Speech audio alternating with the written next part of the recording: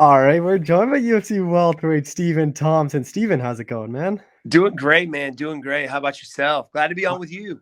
yeah, I'm doing well. Obviously, just reached out. A lot has kind of happened in the welterweight division. Just kind of want to catch up with you. So, like, what have you kind of been up to since December in your last fight? Just training, man. Training, trying to heal up. I had a collarbone issue. Ended up tearing the cartilage in my collarbone. So, trying to train and take care of that at the same time, which is easier said than done. But healing up, feeling better, and yeah, man, a lot has happened in the welterweight division for sure. What do you kind of take away from your past two fights? It's a fight where both of them they just kind of took you down and held you there. Yeah, man. Number one, I hate to fight boring fights, and it kind of, your opponents kind of made it a boring fight, but they didn't want to stand there and bang with me. So obviously, I had to go back to the drawing board and work on my wrestling defense and continuing to work on it. I came in the UFC kind of you know playing catch up when it came to the ground game, and obviously, I'm still learning some things. So. Still working on that for sure. Still working on that. Chris Weidman's feeling better. He's in my area, so definitely been training with him and some of his guys to help that wrestling get better. When is kind of that time frame for you to return then? After because I'm if you're still kind of healing up then. Yeah, I would like to fight in May. We'll see though. I'm not really sure who yet. I had some names thrown at me like Robbie Lawler, and now Masvidal is has come off of a loss, so that would be a fun rematch for sure. NMF versus the BMF. So yeah, man. I mean, those are the kind of guys I'm kind of looking at right now. Like, give me a striker for my next fight. Don't give me a wrestler. So, I mean, and the wrestlers have definitely it's just another. It's a different pedigree now. I mean, I have fought some wrestlers in the past, but now they're just like on another level. So continue to work on it. Yeah, because I've seen a lot of the guys near the bottom of the division that are wrestlers, like Sean Brady and other guys have been calling you out. But like for you, I think it's time they give you a striker after the past two fights and get you back in these exciting fights. Exactly. Don't like it. It's not a fun fight. The fans don't like it when guys are just trying to hold you down. And not really improve anything. With the Burns fight, he just held me there, and I literally was like looking at the ref. He was hitting me with some shots, but nothing that hurt. So I just said, screw blocking. I'm just going to sit there and punch you in the face, and we'll just punch each other in the face until something happens. So yeah, I want to get back into some exciting fights, and so let's make a stand up fight happen. Give me a name, even if it's somebody ranked up higher than me or fairly close. Give me Masvidal. He just fought for the title, ended up losing, so he's on a losing streak as well. So let's make that happen.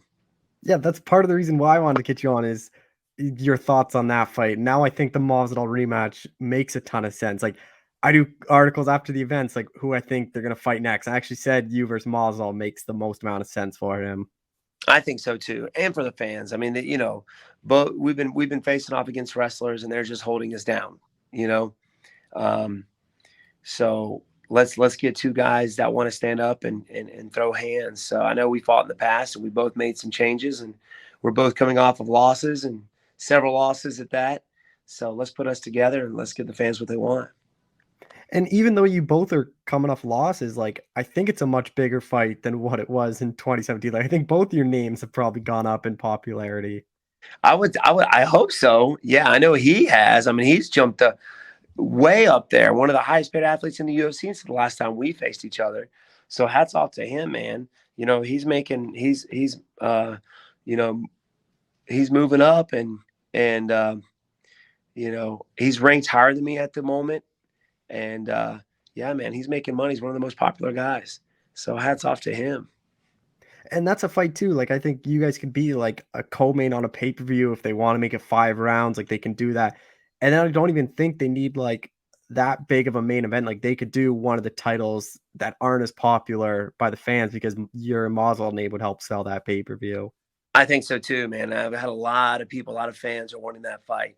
So, you know, after that fight, they're like, "Man, gotta fight Wonder Boy again. I gotta fight Wonder Boy again." That's all I've been seeing on my social media. So I know the fans want to see it. Question is, which card are they going to put us on? They could put us on a main event or co-main event. like you said, on one of those top pay-per-view shows. And I think it would do well. I think it would be everybody, people would be excited about it. You obviously did beat him in 2017, but I think he's gotten a lot better, like we've seen, and like his only losses are to those guys that have just been able to hold him down. It's like, how different of a fight do you think it is now compared to back then? I think it has to do with confidence too. I mean, back then, since then he's made some changes and been on a roll up until his losses. So I think confidence is definitely the biggest thing. His training ethic, his work ethic. He's going to be a harder and more confident Masvidal, and that's what was tough to finish him the first one. It was his confidence. There was no breaking his will out there. Normally, I can do that with, my movement and being hard to hit, but he stayed composed. He's intelligent. Got close to 50 fights. It's just ridiculous. Mhm. So I think that has changed a lot. Yes, his skill set, but mostly I think it's mental. And what you make of that fight? Because to me, I thought Covington was going to win. I thought he would just kind of do what he did, but I was surprised when Masvidal did hurt him. Like he didn't press forward because I thought that was kind of his only shot to win that fight at that point. Yeah, man, I've been there. When guys are taking you down, man, you're having to get back up. You got a body laying on you. It's exhausting. So you do make an opportunity like that happen with Masvidal, where he punched Colby in the head and staggered him. He was like, man, I just don't have it in the gas tank to go in there and finish him. You know what I mean? I'm standing. I hurt him, and he was just kind of waiting. So I mean, I can kind of see why he didn't go and finish. He was just tired. And if you don't get Masvidal, like, is there any other guys that kind of really intrigue you? Like you mentioned Robbie Lawler. Like I think that's a fun fight for the fans. Like, is there any other guys you'd like? They gave me Ponzinibbio too, but I feel like I just beat the guy that beat Ponzinibbio, which was Jeff Neal, Hmm. and it was just didn't make sense for me. I ended up beating my Jeff Neal, um, and beating him pretty good, at that, and then he just beats Ponzinibbio. So I'm like, look, give me a name. So Robbie Lawler kind of made sense at the time, and now Masvidal ended up losing his fight. So either one of those guys, give me a stand-up guy would be awesome. Have you thought about maybe going up to middleweight then, just to get some different matchups? Everybody's talking about that, but I'm at like a weird. Did you hear Whitaker might be coming back down to welterweight? No, is he coming back down to well? Uh-oh, sweet tea. My brother was like, "Did you hear Whitaker might be looking to come back down to welterweight?" So you never know. Rematch He there. he posted that thing and then he kind of walked back and said, "No, it's 85. I'm just getting a fight sooner." That's why he called himself Skinny Oh, is that Rob. what it was? Okay, we looked at it wrong, but okay, maybe 85. Yeah, that cut for him. He was normal, a natural, bigger body, and he Mhm. killed himself in his younger age because he was young when he was fighting at 170. I mean, he was able to do that. Um, but I heard he struggled to get to 170. It was just a terrible weight cut, and he's just big bone, big barrel chest on him. So I'm like that weird weight where I'm like, you know, kind of. I'm not even a big welterweight, to be honest with you. Most guys walk around over 200 pounds. I'm like 190, 195. I'm not the type of guy to put muscle on fairly fast. So I'm at like that weird weight to where, you know, I don't think I can make. Yeah, I beat a 185 guy, of Robert Whitaker, which is why everybody's like, hey, man, you need to go up. But I think those guys up there, I mean, just rolling with Chris Weidman, sparring with him, it's just like, there's no way. That dude is so strong, man. He throws me around. And I think the wrestlers in this division are good. I mean, imagine those guys up there like Weidman who are just on another level of strength and weight. You know what I mean? I think I would just get crushed. And like your next fight, are you hoping though it's back in front of fans? Like I imagine going from Co-Main to McGregor, that big of an event, all those fans, to then just the Apex had to suck. Yeah, man. I mean, like, you're out there with the fans. The fans are hyping you up. Just the energy. I miss that energy. And then going back to the Apex, and it's like, oh man, it's quiet. It's kind of boring. It feels nostalgic. It's not as exciting. You know what I mean? Mm. So fighting in front of the fans is definitely more exciting and more incentive to fight harder. You know what I mean? And then I know you signed a new contract recently. Like, how excited are you about that? Getting a new deal with the UFC? Really excited, really excited. So, I just got to get back on that winning uh, bracket. You know what I mean? Got these guys to give me a stand up fighter. Come on, UFC. Stop giving me these dang wrestlers. The welterweight's so just stacked with just good wrestlers. You know what I mean? I mean, like you said, you got Sean Brady, you got Bilal Muhammad, Colby Covington, Usman, Hamzat coming up. I'm just like, even Chiesa is known for being a good grappler. I'm like, come on, guys, where are the strikers at now? And I feel like the 185, yeah, they got some wrestlers, but there's more of the strikers there, And I've heard a lot of people want me to fight Izzy, go up and fight Izzy, go up and fight Izzy, man, go up and fight Izzy. I'm not just going to be able to go up and fight Izzy. I have to work my way up to fight Izzy, even though I think it would be a fun fight, stand-up fight, I still got to face some wrestlers to get there. And I'm just not at that weight and body to be able to do that. Yeah, the only way I think you can go right up to fight Izzy is if you were the champ and then you have the case to get it, or say he loses the belt and then say he loses a rematch, and he's kind of in that weird scenario where he's just 0-2 to the champ. Then it's like, all right, just get me a striking fight then too. Like, Yeah, other than that, like, you're gonna have to go up to middleweight and fight like probably 3-4 times before you can even get there. exactly, man. Exactly. And that was kind of like my whole thing with winning the welterweight title was if Whitaker was still the title holder, and I was a title holder, that would be a fun rematch. You know what I mean? Like, because we Mhm. have history. But now that we're both not champs and I've lost my last two fights, it's going to be very hard to get back up there to get that shot. So my goal right now is just win fights, just finding the right fight. Give me the name. I've been here for almost 10 years, maybe longer. Mhm. Yeah, your debut Yeah, was 10 years ago. 2012 So February.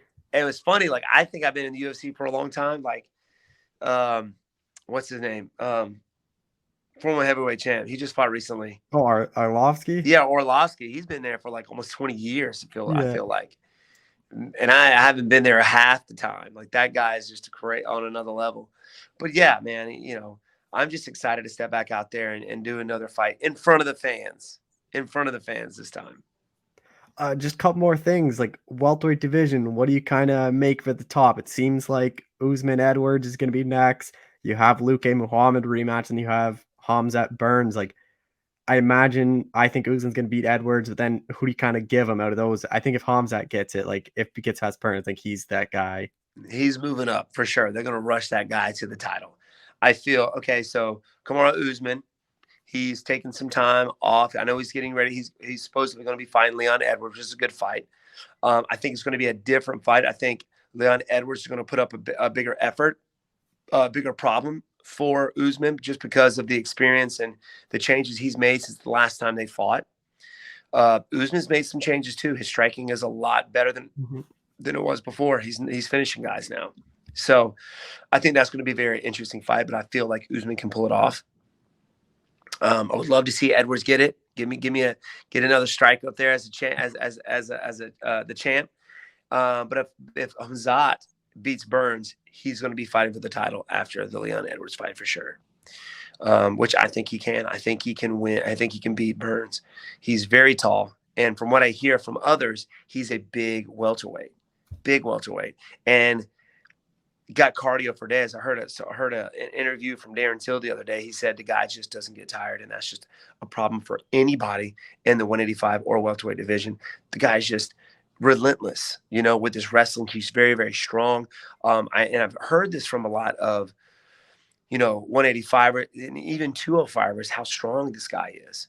So, and he doesn't look it. You know what I mean? No. He's just long and lanky. He doesn't have the bulky muscles.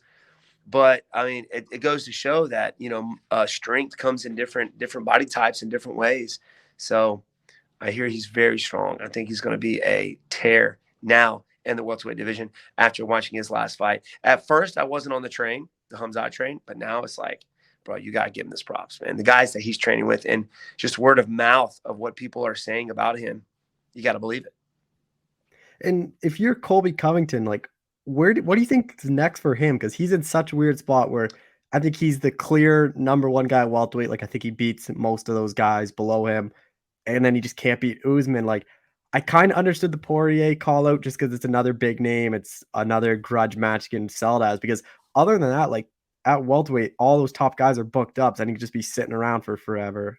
Right. I mean, maybe the winner of, the Burns and Hamzat fights the champ after, and then the loser fights the other loser. So if it's Burns and Colby, I don't think they fought.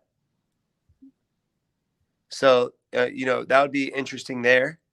Get Burns if he loses to fight Colby, or if the other way around, get Hamzat to fight Colby if he loses.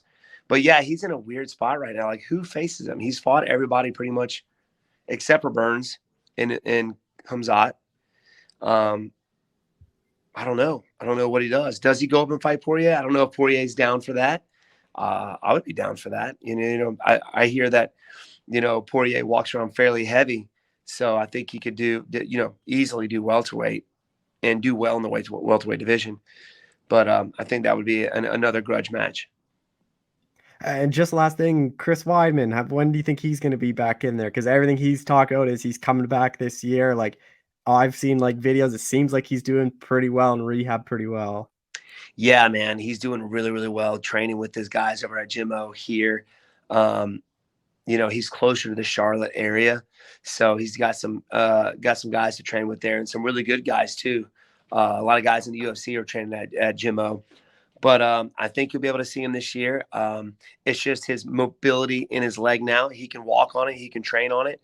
But the bounce, the movement, I don't know yet. I don't know. I haven't been around him long enough. But from what I'm seeing, he's looking good. So 2022, I think, can be the year for the All-American to come back into the UFC. I would love that, man. I would love it. I miss him. I miss him out there. I miss him, doing the training camps, helping him get ready, and vice versa. Who do you kind of think he'd fight? Because he's still ranked and he's still a big name. Like, he could kind of get really anyone. Yeah, I think so too. I think whoever he wants, I think he'll get. You know, I would love to see him in Vettori, Hermanson, any one of those guys. I think he'll do well with. And I think he can beat. I think he can beat Izzy. I think he is the wrestler to be able to do that. The relentlessness of Chris, the strength. But I know he's got to work his way back up there to be able to do that. But I think 2022, he's going to be. You'll see the All-American back.